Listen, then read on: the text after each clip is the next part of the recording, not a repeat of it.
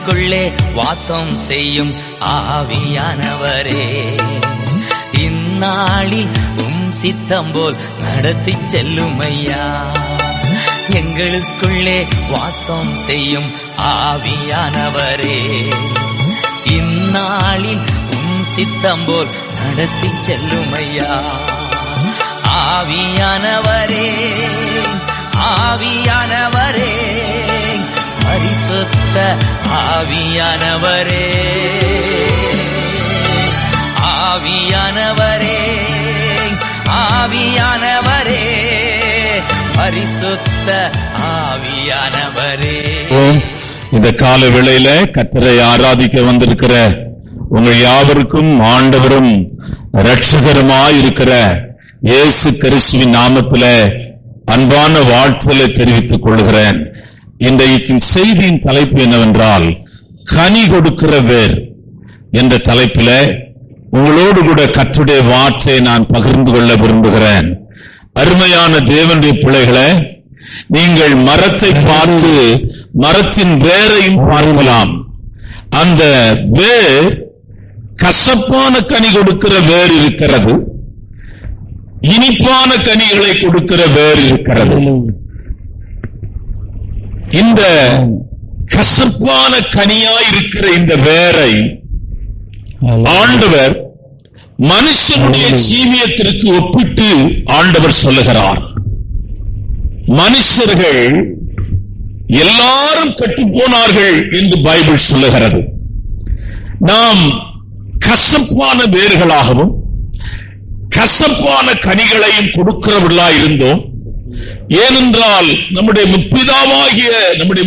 முப்பிதாவின் தகப்பனாயிருக்கிற ஆதாமும் ஏவாளும் அருமையானவர்களை பூமியில அவர்கள் கசப்பான வேராய் அவர்கள் மாறினபடினால அவர்களிடத்திலிருந்து வந்த வித்து, அவர்களிடத்திலே இருந்து உருவாக்கப்பட்ட மனுஷன் கசப்பான மனிதனாகவே மாறிவிட்டான். முதல் கொலை கர்த்தருடைய சமூகத்திலே நடந்தது. Glory to God. கொலை செய்தவன் யார் என்றால் ஆபேல் காயின் அண்ணன் தம்பி. மனிதன் கசப்பானவனாக இருக்கிறான். மனிதனுக்குள்ளே கசப்புகள் இருக்கிறது, மனிதனுக்குள்ளே வெறுப்புகள் இருக்கிறது, மனிதனுக்குள்ளே பகைகள் இருக்கிறது, மனிதனுக்குள்ளே கோள் சொல்லுதல் இருக்கிறது, மனிதனுக்குள்ளே பாவம் இருக்கிறது. அதுதான் பவுல் சொல்லுகிறான், நான் நிர்பந்தமான மனுஷன் என்று சொல்லுகிறான். அருமையான தேவனுடைய பிள்ளைகளே, உன் கசப்பான ஜீவியத்தை இந்த காலவேளையில் இந்த செய்தியானது அருமையான உன் கசப்பான வேரை ஆண்டவர் மாற்றி அருமையான தேவன் உனக்குள்ளே உன்னை கனி கொடுக்கிற மனுஷனாய் மாற்ற ஆண்டவர் இந்த காலவேளையில் உன்னோடு கூட பேச விரும்புகிறார். கசப்புகள் இருக்கிறது, பிரிவினைகள் இருக்கிறது, பகைகள் இருக்கிறது. ஆண்டவர் சொல்லுகிறார், ஒருவன் மேலே பகை இருந்தால் சமாதானத்தோடு கூட வந்து நீ கர்த்தருக்கு பலி செலுத்து என்று சொல்கிறார். அதெல்லாம் யாரும் வசனங்களை எல்லாம் சரியாய் பார்க்கிறது இல்லை. கர்த்தரனை மாற்றுவார். வசனத்துக்கு நேராய் போகலாம். ஏசாயா தீர்க்கதரிசன புத்தகம் 37ஆம் அதிகாரம் 31ஆம் வசனம். ஏசாயா தீர்க்கதரிசன புத்தகம் 37ஆம் அதிகாரம் 31. யூதா வம்சத்தாரில் தப்பி மீந்திருக்கிறவர்கள் மறுபடியும் கீழே வேர் பற்றி மேலே கனி கொடுப்பார்கள். 2 ராஜாக்களின் புத்தகம் 19ஆம் அதிகாரம் 30-31 வாசிக்கலாம். 2 ராஜாக்களின் புத்தகம் தப்பி மீந்திருக்கிறவர்கள் மறுபடியும் கீழே வேர் பற்றி மேலே கனி கொடுப்பார்கள். மீதியா இருக்கிறவர்கள் எருசலேமிலும் தப்பினவர்கள் சீயோன் மலையிலும் இருந்து புறப்படுவார்கள். சேனைகளுடைய கர்த்தரின் வைராக்கியம் இதை செய்யும். அருமையான ஆண்டவருடைய பிள்ளைகளே, தேவனுடைய ஜனங்கள் தேவனை விட்டு விலகி போகிற நாட்களில, தேவனை மறந்து போகிற நாட்களில அவர்களுடைய வாழ்க்கையானது சிறுமைப்படுத்தப்படுகிறது. அந்நிய ஜனங்கள் கைகளில தேவன் அவர்களை ஒப்புக் கொடுக்கிறார். அவர்கள் யுத்தங்களை சந்திக்கிறார்கள், கொடிய வியாதிகளிலே சிக்கிக் கொள்ளுகிறார்கள். அவருடைய குடும்பங்களும் பிள்ளைகளும் சிறுமையை அனுபவிக்கிறார்கள். அப்படிப்பட்ட சிறுமையை அனுபவிக்கிறதான அந்த ஜனங்கள் நடுவில் தேவனாய கர்த்தர் தன் ஊழியக்காரனை அனுப்பி அவர்களுக்கு தேவன் வைத்திருக்கிற வாக்குத்தத்தங்களையும் தேவன் அவர்களுக்கு காண்பிக்கிற பாதைகளையும் தேவன் அவர்கள் நடக்க வேண்டிய பாதைகளையும் காண்பித்து, நீங்கள் இந்த பாதையிலே நடந்து வந்தால் தேவன் தனக்கு உங்களுக்கு கொடுத்திருக்கிற வாக்குத்தத்தத்தை நிறைவேற்றுவார் என்று அவர்களோடு கூட ஊழியக்காரன் பேசுகிறான். அதிலே யூதா குடும்பத்தை குறித்து சொல்லுகிறான். மீதியாயிருந்தவர்கள் என்றால் ஒரு கூட்ட ஜனம் அழிந்து போனார்கள், ஒரு கூட்ட ஜனம் காணாமல் போனார்கள். தேவனுடைய ஜனம் கொஞ்சமாய் அவர்கள் இருந்த அந்த ஜனங்கள் நடுவில் ஏசா எழும்பி தீர்க்க தரிசனம் சொல்லுகிறான். மறுபடி அந்த வசனத்தை வாசிக்கலாம். யூதா குடும்பத்தாரில் தப்பி நீண்டிருக்கிறவர்கள் மறுபடியும் கீழே வேர் பற்றி மேலே கனி கொடுப்பார்கள். அருமையான அவர்களுடைய வேர் இருக்கிறது, மரத்தின் வேர் பற்றி கொண்டு. நீங்க வேர் எங்க பற்றி இருக்கிறது? மண்ணுக்குள்ள. எதை பற்றி இருக்கிறது? நீர். அங்கே இருக்கிற பூமியை பற்றி கொண்டிருக்கிறது, அங்கே இருக்கிற தண்ணீரை பற்றி கொண்டிருக்கிறது, அங்கே இருக்கிற உரத்தை பற்றி கொண்டிருக்கிறது. எல்லாரும் கனியை தான் பார்ப்பார்கள், ஆனால் அந்த கனியினுடைய அஸ்திவாரமே வேறுதான். அருமையான வேர் கனி கொடுக்கிற வேறாயிருந்தால் கனி கொடுக்கும். நீங்கள் மற்ற எழுதின சுவிசேஷம் 13ஆம் அதிகாரம் 6ஆம் வசனம், மார்க் எழுதின சுவிசேஷம் 4ஆம் அதிகாரம் 6ஆம் வசனம், மற்ற எழுதின சுவிசேஷம் 13ஆம் அதிகாரம் 21ஆம் வசனம், மார்க் எழுதின சுவிசேஷம் 4ஆம் அதிகாரம் 17ஆம் வசனம், லூக்கா எழுதின சுவிசேஷம் 8ஆம் அதிகாரம் 13ஆம் வசனம். வாசிக்கலாம். ஏறின போதோ தீர்ந்து போய் வேறில்லாமையால் உலர்ந்து போயிற்று. அருமையான அங்கு வேறே இல்லை. வேர் இல்லாவிட்டால் அந்த மரம் பட்டு போகும். அடுத்தது வாசிக்கலாம். ஆகிலும் தனக்குள்ளே வேறில்லாதவனாய் கொஞ்ச காலம் மாத்திரம் நிலைத்திருப்பான். வசனத்தின் நிமித்தம் உபத்திரவமும் துன்பமும் இல்லாதபடி. அதுதான் நம்ம சப்ஜெக்ட். வேறு தான் நம்முடைய மெயின் சப்ஜெக்ட். வேறு இல்லாதபடியால் அது பட்டு போகும். அருமையான உன்னுடைய வாழ்க்கையின் ஜீவியத்தை ஒரு வேருக்கு ஆண்டவர் ஒப்பிட்டு சொல்லுகிறார். நீ எப்படிப்பட்ட வேராய் இருக்கிறாய் என்றால், அருமையான தேவனுடைய பிள்ளைகளே, மனுஷன் எப்படிப்பட்ட வேராய் இருக்கிறான்? கசப்பு நிறைந்த வேராய் இருக்கிறான். ஒரு மனுஷனிடத்துல அருமையான என்ன நன்மை எதிர்பார்க்க முடியும் என்று நினைக்கிறீர்கள்? வேதம் சொல்லுகிறது, நாசியிலே சுவாசமுள்ள மனுஷனை நம்பாதே, அவனை நம்புவதற்கு அவன் எம்மாத்திரம் என்று எழுதப்பட்டிருக்கிறது. மிருகங்களை நீங்கள் நம்பலாம். நாய் பாருங்க, அது தன் எஜமானை விட்டு விலகவே மாட்டாங்க. பூனை பாருங்க, சின்ன பூனைதான். கிளி பாருங்க, இதெல்லாம் மனுஷனோடு கூட வாழ்கிறவைகள். நான் சமீபத்திலே பார்த்த ஒரு ஆச்சரியமான காரியம், நீங்கள் பார்த்திருப்பீர்கள். மாட்டுக்கு மேல கரடி படுத்து கிடக்கு, புலி படுத்து கிடக்கு. பெரிய புலி. ஆந்திராவில் அந்த இடமெல்லாம் சொல்லி போட்டிருந்தாங்க. நைட்டு இந்த தெருவில் வச்சிருக்கிற அந்த கேமராவில் அது பதிவாயிருக்கு. அது நைட்டு வரும், காலையில போயிடும். எங்கடா வருதுன்னு பார்த்தா மாட்டு கொட்டையில மாடோடி கூட படுத்து கிடக்கு. காலையில் எழும்பி போயிடும். என்னன்னு கேட்டீங்கன்னா, அருமையானவர்களே, அது சின்ன குட்டியா இருக்கும் போது இந்த மாடு பால் குடிச்சிருக்கு. அந்த நன்றிக்காக அது ஒரு தாயை போல நேசித்து அது ராத்திரி வந்து படுத்துட்டு காலையில போகும். பெரிய மிருகம் அது. ஒரு மிருகத்திற்கு இருக்கிற நன்றி கூட மனுஷனுக்கு இல்லை. அதான் திருவள்ளுவர் சொல்லுகிறார், நன்றி மறப்பது நன்றன்று, நன்றன்று அன்றே மறப்பது நன்று. நீங்கள் என்னதான் உதவி செய்தாலும், என்னதான் சுமந்தாலும், என்னதான் நீங்கள் செய்தாலும் அவர்களுக்குள்ளே நன்றி இல்லை. பிள்ளைங்க கேட்கிறாங்க, என்ன நீ செய்தேன்னு கேட்கிறான். எது செய்யல, ஜீவனே கொடுத்திருக்கிறோம். ஆமென், ஹல்லேலூயா. ஜீவனே கொடுக்கிறோம். சிலருடைய தாயினுடைய நேசம் என்னை ஆச்சரியப்பட வைத்திருக்கிறது. மனநல பாதிக்கப்பட்ட பையன், அந்த பையன் அவங்க ஒரு காலம் கொல்லணும்னு நினைக்கல. அவன் ரோட்ல வரான், அடிக்கிறான், திட்டுறான், அதெல்லாம் பரவாயில்ல. காரி மூஞ்சில துப்புறான். அந்த அம்மா தொடச்சுக்கிட்டே அவனை வாக்கிங் கூட்டிட்டு வருவான்.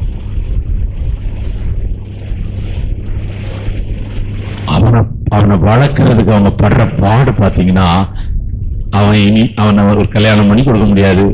அவனுக்கு சொத்து வச்சிருந்தாலும் எவனா எடுத்துட்டு போயிடுவான். அவன் 100 கையெழுத்து வேணாலும் போடுவான் எல்லாத்திலையும். அவனை வச்சு ஒரு பிரயோஜனம் இல்ல. ஆனால் அந்த தாயினுடைய அன்பு ஆழமானது. கசப்பான மனிதர்களை நாம் பூமியிலே பார்க்கிறோம். பகையுள்ள மனிதனை பார்க்கிறோம்.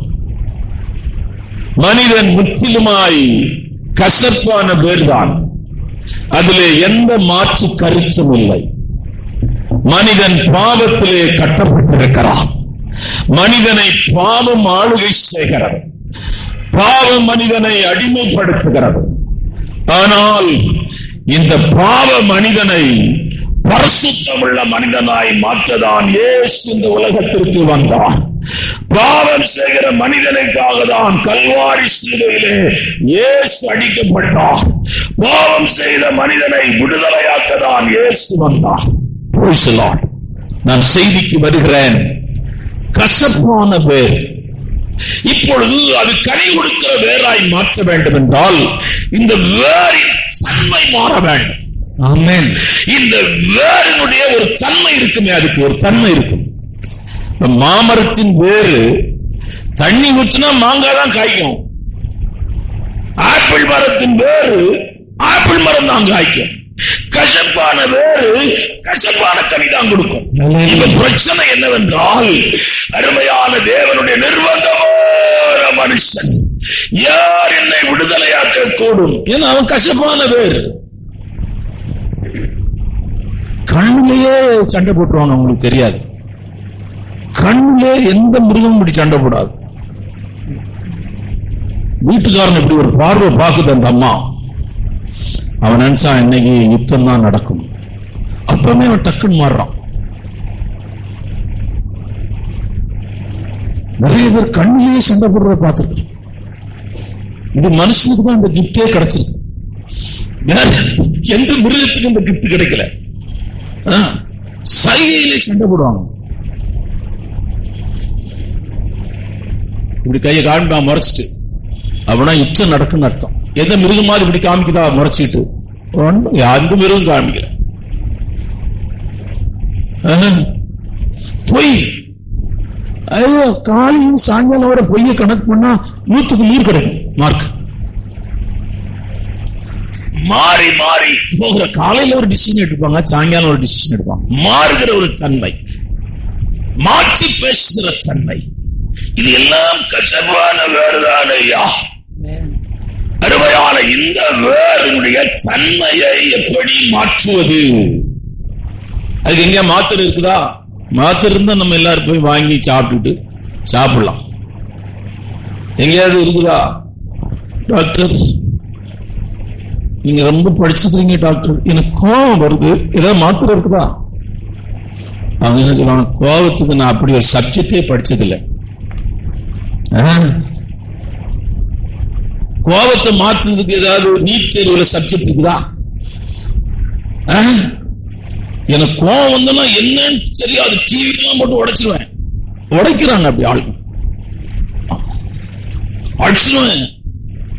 ஐயோ அன்னைக்கு நான் பாக்குறேன், ஒரு லேடி 2 லேடி 3 பேர் அடிக்குது. அது இவ்வளவுதான் இருக்கு. எவ்வளவு எத்தனை பேர் அதை பிடிச்சி அடக்க பாக்குறாங்க, முடியல. அதுக்கு எகிரி வருது. கோபம், இச்சைகள், அது அவர்களை அடிமைப்படுத்துகிறது, அவர்களை அது சிறுமைப்படுத்துகிறது. உங்களுக்கு பிடிக்காதவங்களை நீங்க பார்த்தா, எனக்கு பிடிக்காதவங்க வர்றாங்க, முகமே உன்னை மாற்றிக்கொள் அப்படின்னா சொல்றீங்க, அங்க வந்தாலே உங்க முகம் ஒரு மாதிரி ஆயிடும். ஆட்டோமேட்டிக்கா உங்களுக்கு பிடிக்காதவங்க வீட்டுக்கு வர்றாங்க, நீங்க பாக்குற பார்வையிலே அவங்க போயிடுவாங்க. அப்புறம் இது எல்லாம் கசப்பான வேலை. மனிதன் கசப்பானவைகளிலே உண்டாக்கப்பட்டிருக்கிறான். சண்டை போடும்போது என்ன சண்டை? பையனை பச்சுடும், உங்க அப்பனை போல நீ இருக்கிற, உங்க அம்மா போல இருக்கிற. அம்மா கண்ணையும் முகத்தையும் பாரு. அவன் ஊர் சுத்தான், நீ ஊர் சுத்துற. அவன் உருப்படாம போனா, நீ உருப்படாம போற. இப்படிதான் நாங்க நிறைய பேர் திட்டும்போது நம்ம ஊர்ல திட்டுறாங்க. தேவனுடைய பிள்ளைகளை கசப்பான பேர் எல்லாம் இருக்கிறது. ஆனா சண்டையும் வயல, சமாதானம் இல்ல, பிரச்சனை இருக்கிறது, போராட்டம் இருக்கிறது. இந்த நாளின் கால வேளையில கசப்பான வேரை மாற்ற இந்த வேரம் அருமையான கசப்பான வேரை இனிப்பான வேராய், கசப்பான வேரை தித்திப்பான வேராய், கசப்பான வேர் கனி கொடுக்கிற வேராய் மாற்றும்படியாய் இந்த வேதத்திலே கர்த்தர் ரகசியங்களை எழுதி வைத்திருக்கிறார். அது ஒண்ணு மட்டும் சொல்லி செய்திக்குள்ள போறேன். இப்ப வர்றதெல்லாம் என்ன? ஒட்டு மாங்காய். அப்போ நம்ம ஊரு மாங்காய் மரத்தையும் அவன் ஊரு மரத்தையும் ஒட்டுறாங்க. இப்ப என்ன உண்டாகுதுன்னா ஒட்டு மாங்காய், தக்காளி, ஆப்பிள் எல்லாம் நம்ம இப்ப வாங்குற எல்லாமே ஒட்டா வருது. தக்காளியை தூக்கு போட்டா கடவே இல்லை 2 வாரம். ஏன்னா ஒட்டு தக்காளி, அது கல்லு மாதிரி அது பாட்டுக்கு கிடக்கும் பிரிட்ஜில், அது பாட்டு 2 வாரம் கிடக்கு. பழைய நம்ம ஊர்ல விளைஞ்ச தக்காளி வராதா? இது பப்பாளி மரம் எல்லாம் ஒட்டு பப்பாளி. நாட்டு பப்பாளி எங்கேயாவது கிடைக்குதா? தீந்து போச்சு. இதே போல நீங்க இந்த வேற இன்னொரு வேரோடு ஒட்டுனா அது என்ன ஆகுன்னா இனிப்பா மாறும். நான் ஒரு 4 வேற உங்களுக்கு அடையாளம் காட்ட விரும்புகிறேன். முதலாவது வேர் அருமையான கர்த்தருடைய பிள்ளைகளை, எரேமியா தீர்க்க தரிசனத்தின் புத்தகம் 17ஆம் அதிகாரம் 8ஆம் வசனம். அவன் தண்ணீர் அண்டையிலே நாட்டப்பட்டதும் கால்வாய் ஓரமாக தன் வேர்களை விடுகிறதும் உஷ்ணம் வருகிறதை காணாமல் இலை பச்சையாய் இருக்கிறதையும் மழை தாழ்ச்சியான வருஷத்திலும் வருத்தமின்றி தப்பாமல் கனி கொடுக்கிறதுமான மரத்தை போல் இருப்பான். கர்த்தர் எப்படி ஆசீர்வதிக்கிறார் தெரியுமா? தண்ணீரோரமாய் நாட்டப்பட்ட வேராய் இருக்கிற அந்த வேர் எப்படின்னா அதிலே எழும்புகிற கிளைகள் பசுமையா இருக்கும், அதிலே எழும்புகிற இலைகள் பசுமையா இருக்கும், அதிலே அருமையான தோன்றுகிற கனிகள் பசுமையா இருக்கும். இது வறட்சியான காலத்திலும் தப்பாமல் கனி கொடுக்கும். ஆமென். நீங்கள் எந்த நாளிலும் அந்த மரத்தண்டைக்கு போனால் கனி கிடைக்கும். ஏனென்றால் அதன் வேர் அருமையான தண்ணீர் ஓரமாய் நாட்டப்பட்டிருக்கிறது. வாசிக்கலாம், யோவின் புத்தகம் 29ஆம் அதிகாரம் 19-20 வாசிக்கலாம். என் வேர் தண்ணீர்களின் ஓரமாய் படர்ந்தது, என் கிளையின் மேல் பனி ராமுழுதும் தங்கி இருந்தது.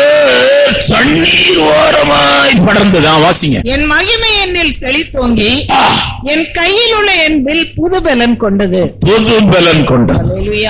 ஏன்னா இந்த வேர் தண்ணீர் ஓரமாய் நாட்டப்பட்டிருக்கிறது. எரேமியா தீர்க்க தரிசன புத்தகம் 17ஆம் அதிகாரம் 7ஆம் வசனத்தை வாசிக்கலாம். கர்த்தர் மேல் நம்பிக்கை வைத்து கர்த்தரை தன் நம்பிக்கையாக கொண்டிருக்கிற மனுஷன் பாக்கியவான். எரேமியா 17:17 வாசிக்கலாம். நீர் எனக்கு பயங்கரமாய் இராதேயும், தீங்கு நாளில் நீரே என் அடைக்கலாம். நான் தண்ணீரை எதற்கு ஒப்பிட்டு சொல்லுகிறேன் என்றால் பரிசுத்த ஆவியானவருக்கு ஒப்பிட்டு சொல்லுகிறேன். உங்கள் விசுவாசம் ஆவியானவரோடு கூட இணைய வேண்டும். உங்கள் நம்பிக்கை ஆவியானவரோடு கூட இணைய வேண்டும். உங்கள் ஊழியம் ஆவியானவரோடு கூட இணைய வேண்டும். உங்கள் கிரியைகள் ஆவியானவரோடு கூட இணைய வேண்டும். நம்ம கசப்பானவங்க தாயா, நாம் சரியில்லாதவங்க தாயா, நாம் பாவம் செய்யறவங்க தாயா, விழுந்து விழுந்து எழும்புறவங்க தாயா. ஆனா இப்ப நான் என்ன பண்ணிருக்கிறேன்னா, தண்ணீர் ஓரமாய் நாட்டப்பட்ட பரிசுத்த ஆவியானவரோடு கூட இணைந்திருக்கிறேன். தண்ணீர் ஓரம், தண்ணீரை குறித்து வேதம் ரட்சிப்புக்கு ஆண்டவர் ஒப்பிட்டு சொல்லப்பட்டிருக்கிறது. நான் ரட்சிப்போடு கூட ஆண்டவர் வைத்த ரட்சிப்பண்டையில நான் அருமையான இணைந்திருக்கிறேன். தண்ணீர் அருமையான தேவனுடைய சபையை காட்டுகிறது. நான் இப்பொழுது சபைக்கு போகிறேன். கர்த்தரை ஆராதிக்க போகிறேன், கர்த்தரை துதிக்க போகிறேன், கர்த்தரை மகிமைப்படுத்த போகிறேன். என் வாழ்க்கை மாறும், என் வாழ்க்கை மாறும், என் கசப்பான வாழ்க்கை மாறும். நான் முன்ன போல இல்ல. ஆமா, முன்ன போல இல்ல.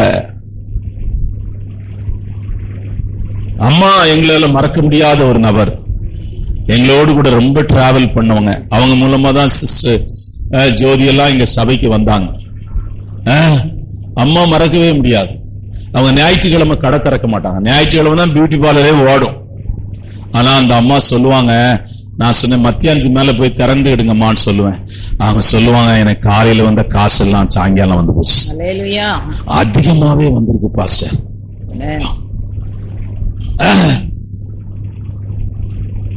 அதிகமா வந்திருக்குது.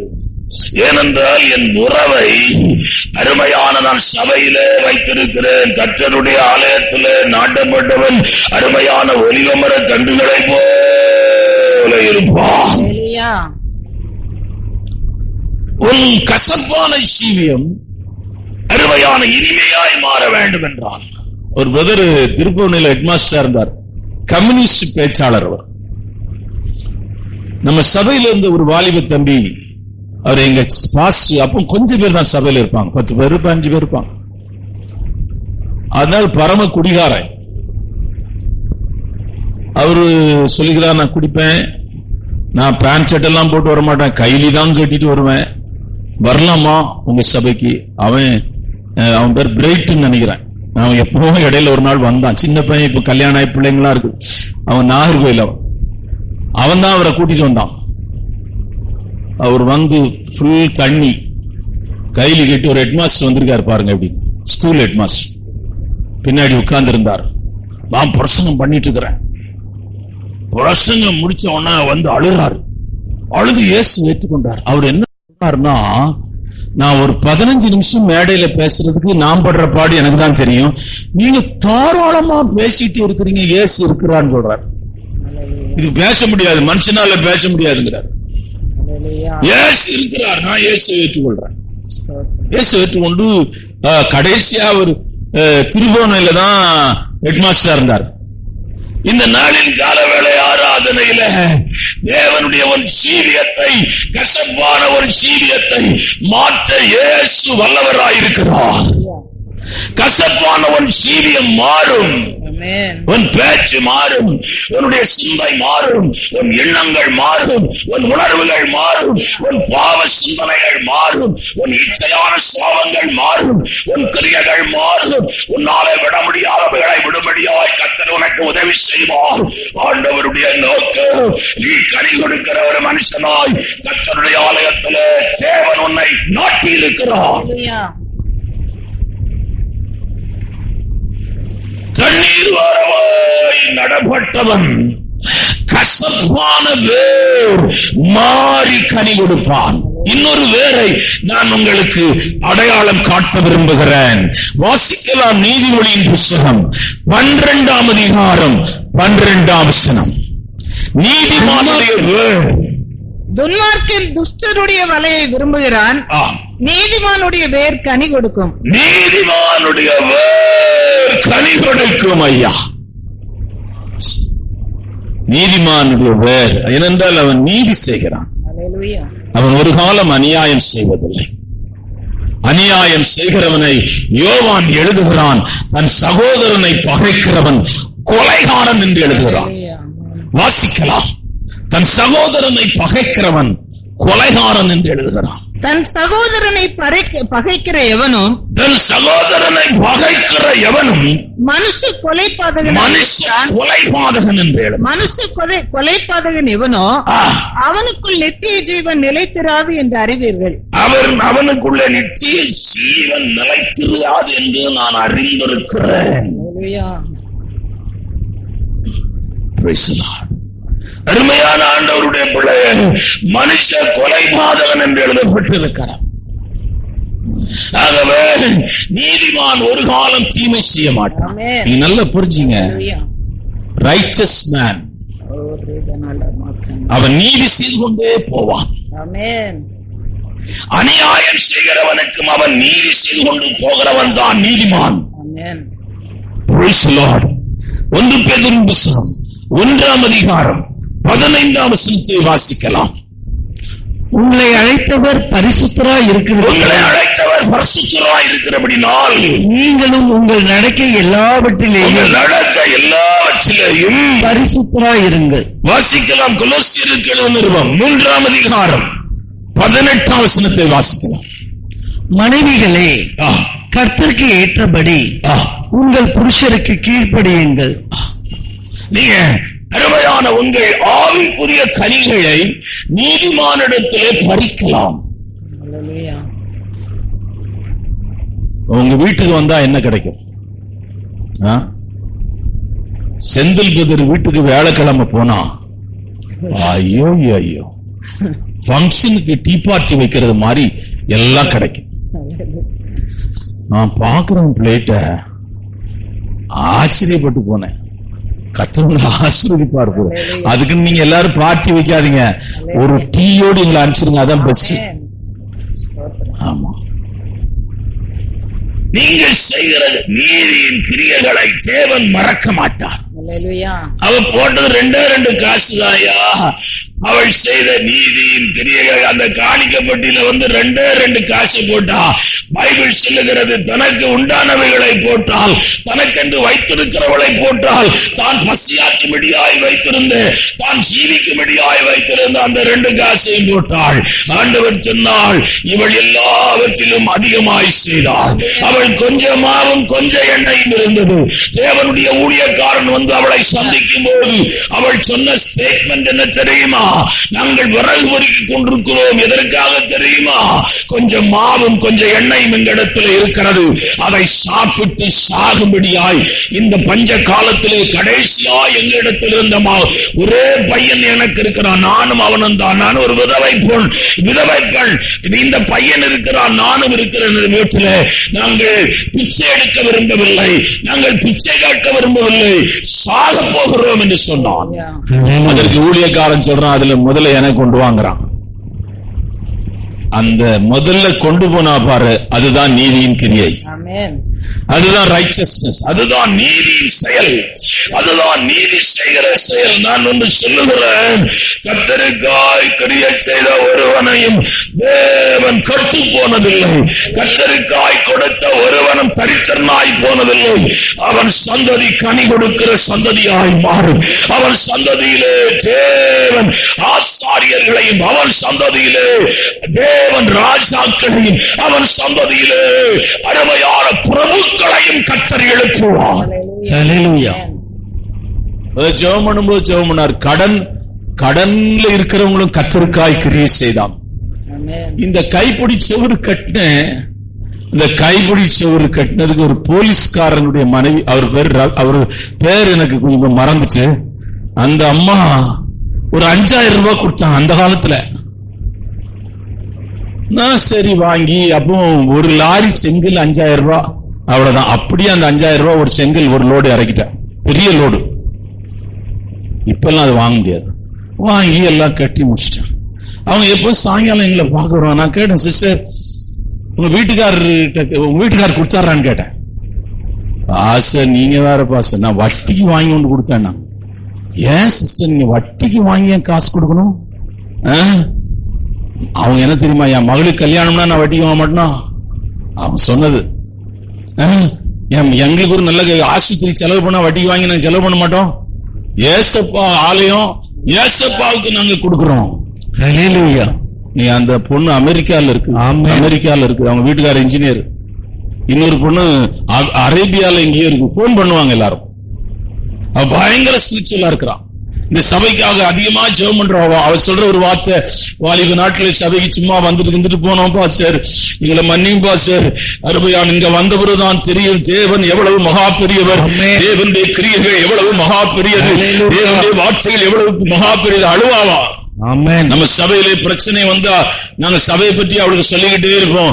அவ அழுது ஜெபம் பண்ணி, நீங்க பயப்படாதீங்க, கர்த்தர் உங்களுக்காய் கிரியை செய்வார், வழக்காடுவார், யுத்தம் பண்ணுவார், எல்லாம் அவன் நமக்கு சொல்லிட்டு இருப்பான். பாஸ்டர் சொல்லுங்க, நான் சொன்னேன்னு, நான் ஜெபம் பண்றேன்னு சொல்லுங்க, பாஸ்டர் முழங்கால நிக்கிறேன்னு சொல்லுங்க.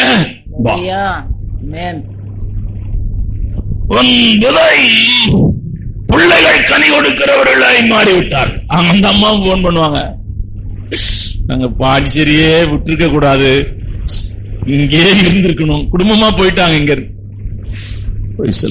தேவனுடைய பிள்ளைய, மனுஷன் எதை விதைக்கிறானோ அதை அறுப்பான். ஆமென். மாம்சத்துக்கென்று விதைக்கிறவன் அழிவை அறுப்பான், ஆவிக்கென்று விதைக்கிறவன் ஜீவனை அறுப்பான். ஹல்லேலூயா.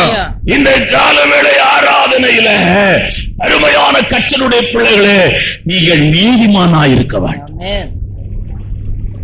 அந்த நாங்க ஊர்ல இருந்து, அந்த காலத்துல ஊர்ல இருந்து வருவோம், கடையில சாப்பிட மாட்டோம். எனக்கு நல்ல நம்பிக்கை உண்டு.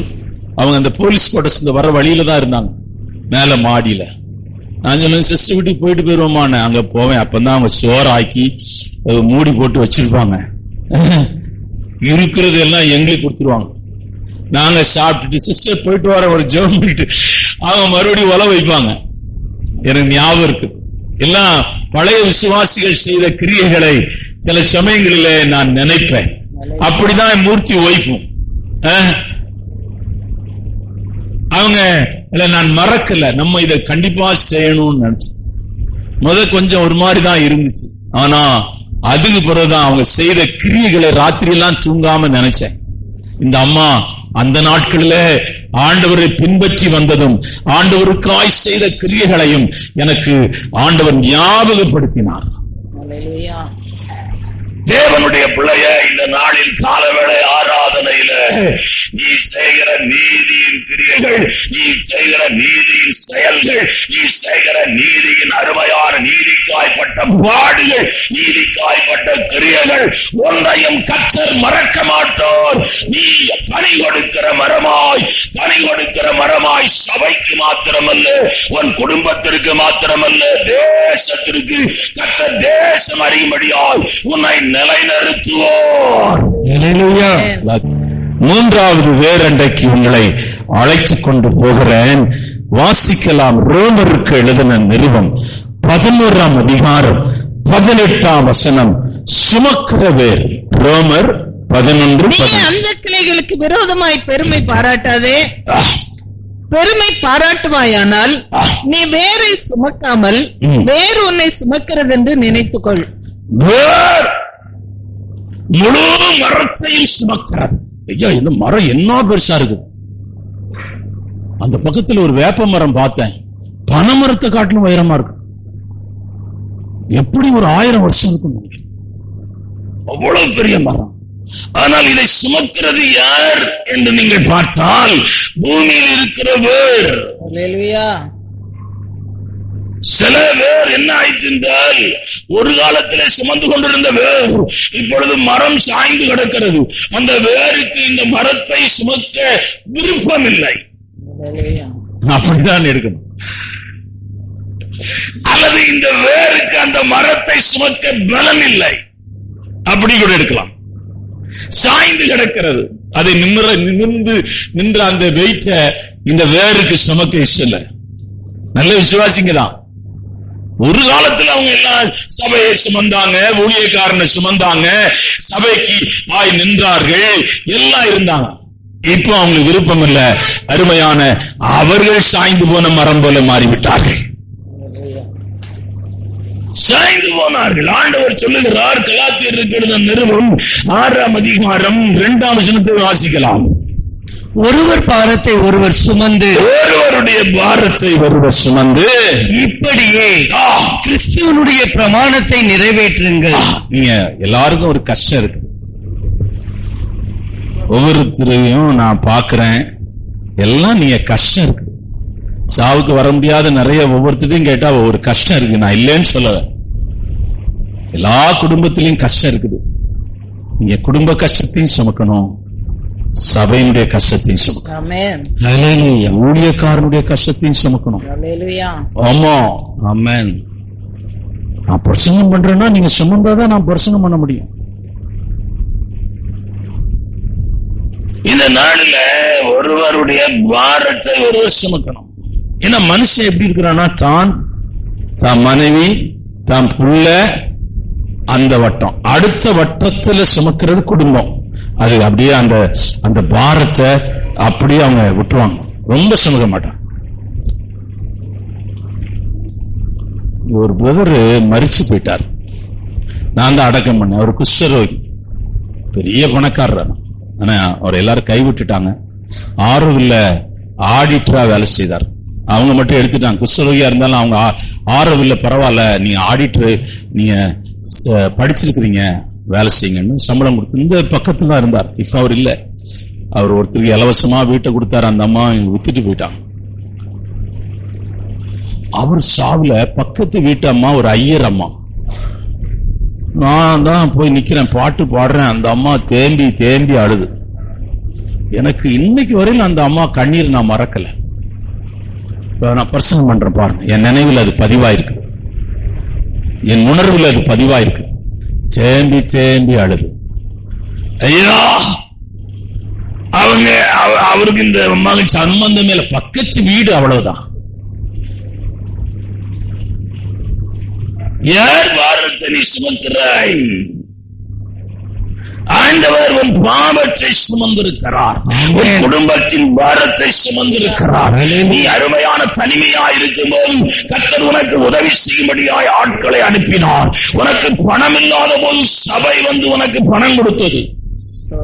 சும்மா சபை வந்து ரொம்ப வசதியான சபை, அதனால பணம் கொடுத்து நினைச்சிடாத. ஆமா, ஒன்னும் வெள்ளக்காரங்கெல்லாம் ஒன்னும் பணம் கொடுக்கல, ஃபாரின் அதெல்லாம் நான் ஒன்னும் நம்மளுக்கு எதுவும் வரல. அது உன்னை தேடி வந்து உன்னை சுமக்கிறது ஐயா, தேடி வந்து உனக்கு கொடுக்கிறது. அதை நீ கையில வச்சு என்ன தெரியுமா நினைக்கணும்? ஏசப்பா ஏசப்பா எனக்கு உதவி செய்தீரே என்று நினைச்சு கண்ணீரோடு கர்த்தரை துதிக்கணும்யா. எப்படியா நீங்கள் சேவனோடு கூட அந்த கசப்பான வேர் மாறும்படியாய் சபையில நாட்டப்பட வேண்டும் என்று சபையானது பரிசுத்தாவியானவர் கர்ப்ப வேதனைப்படுகிறார், ஊழியக்காரன் கர்ப்ப வேதனைப்படுகிறான், ஜெபிக்கிற மக்கள் கர்ப்ப வேதனைப்படுகிறார்கள். எப்படியா உன் வாழ்க்கை தரிசனம் உள்ளதாய், உன் வாழ்க்கை அருமையான மற்ற மனிதர்களை சுமக்கத்தக்க ஒரு மனிதனாய் நீ மாறும்படியாய், அருமையான மற்றவர்களுக்கும் சபைக்கும் ஊழியத்திற்கும் நீ ஆசீர்வாதமான ஒரு மனிதனாய் மாறுபடியாய் சபை 2000 வருஷமாய் கர்ப்ப வேதனைப்படுகிறது. ஆமென். ஆண்டவர் சொல்றார், மத்தேயு சுவிசேஷம் 11ஆம் அதிகாரம் 28ஆம் வசனம், வருத்தப்பட்டு பாரம் சுமப்பவர்களே, நீங்கள் எல்லாரும் என்னிடத்தில் வாருங்கள், நீங்கள் எல்லாரும் என்னிடத்திலே வாருங்கள், நான் உங்களுக்கு இளைப்பாறுதல் தருவேன். நீங்க அந்த வசனத்தை சொல்ல முடியுமாயா? வருத்தப்பட்டு பாரம் சுமப்பட வாங்க பிரதர், நான் உங்களுக்கு இளைப்பாறுதல் தரும் பிரதர். உங்க பிரச்சனை எனக்கு ரொம்ப உதவி செய்ய முடியாது, அதனால என்னால முடிஞ்ச உதவி உங்களுக்கு செய்றேன். சோத்ரம் சோத்ரம் சோத்ரம். Praise the Lord. Praise the Lord. வயதானவர்களை இந்த காலத்துல பிள்ளைகள் பாரமாய் நினைக்கிறார்கள். தமிழ்நாட்டில் ஒரு கோரிக்கையை வைத்திருக்கிறார்கள். பொதுநல பணியில் இருக்கிறவர்கள் எல்லா மாவட்டத்திலும் முதியோர் ஹோம் ஸ்டார்ட் பண்ண வேண்டும். முதியோர்கள் கைவிடப்படுகிறார்கள். முதியோர் கைவிடப்படுகிறார்கள்.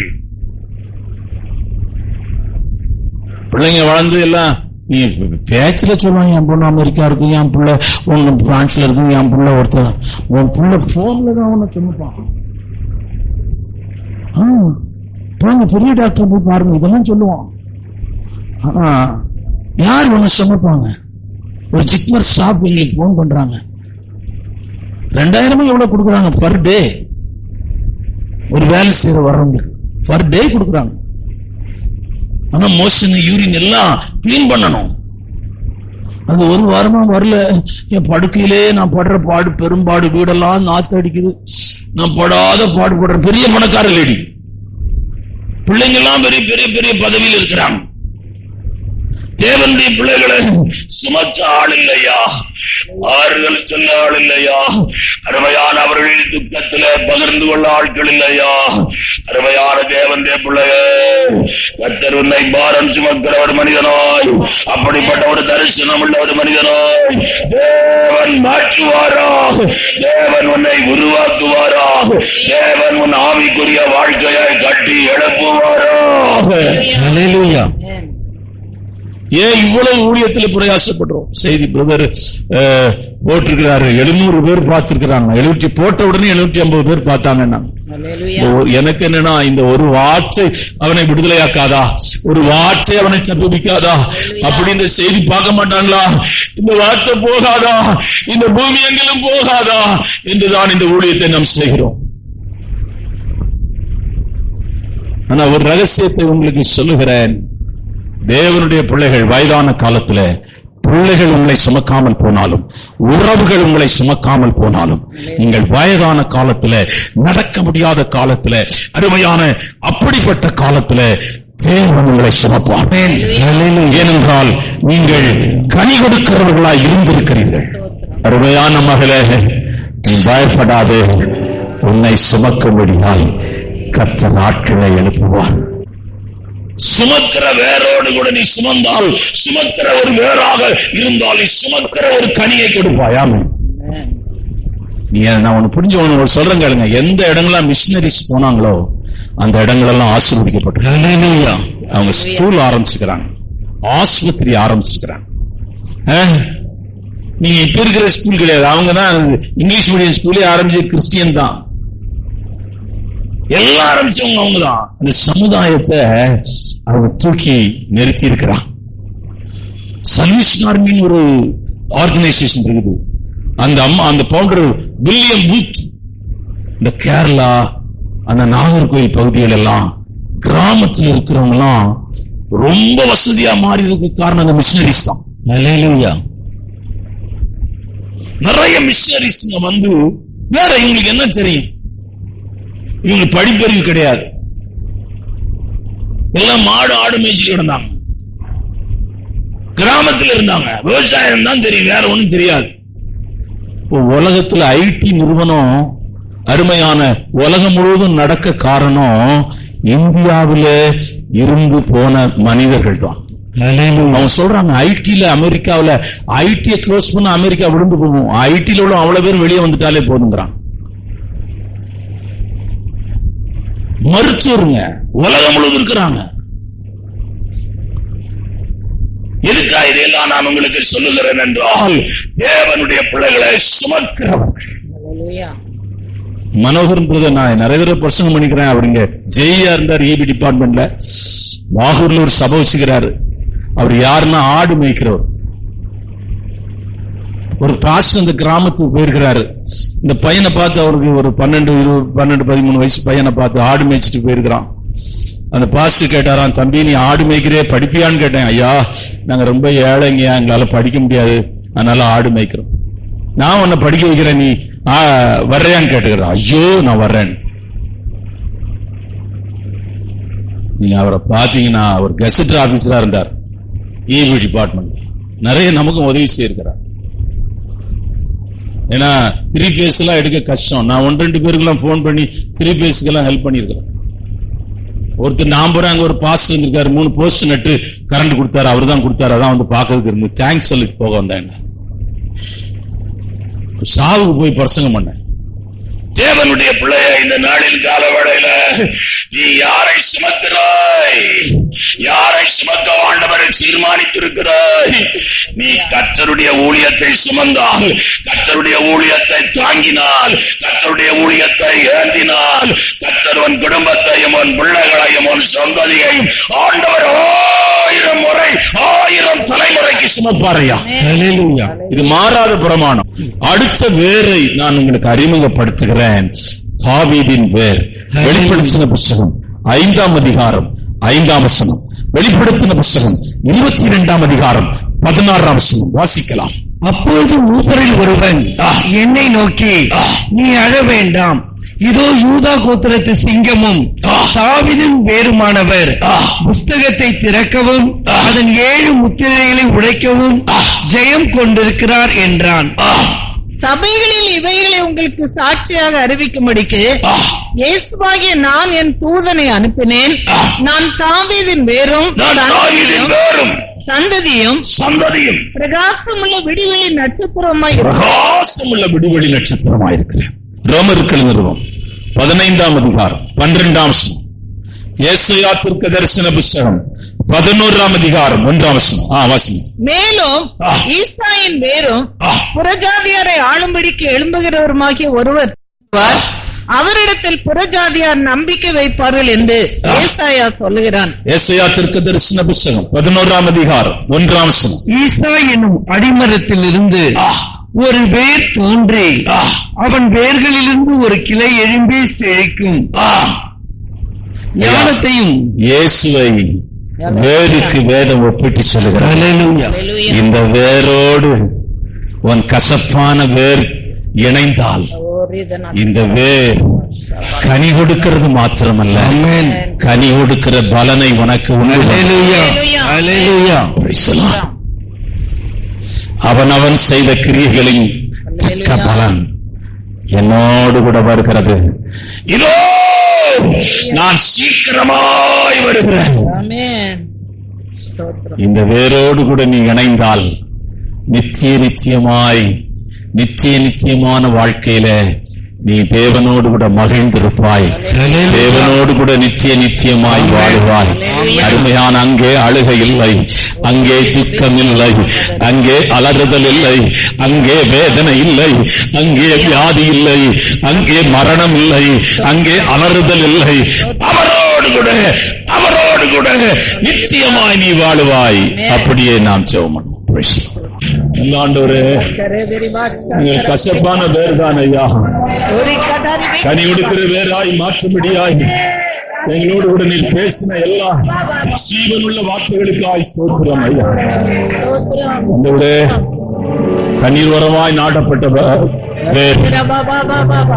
நீதிமான் வேர், ஈசாயின் மரத்தெங்குது பாரம் சுமக்கிறது, இவைகளோடு கூட நாங்கள் இணைந்து கொள்ள, இவைகளோடு கூட நான் சேர்ந்து கொள்ள கர்த்தர் இரக்கம் செய்வீராக.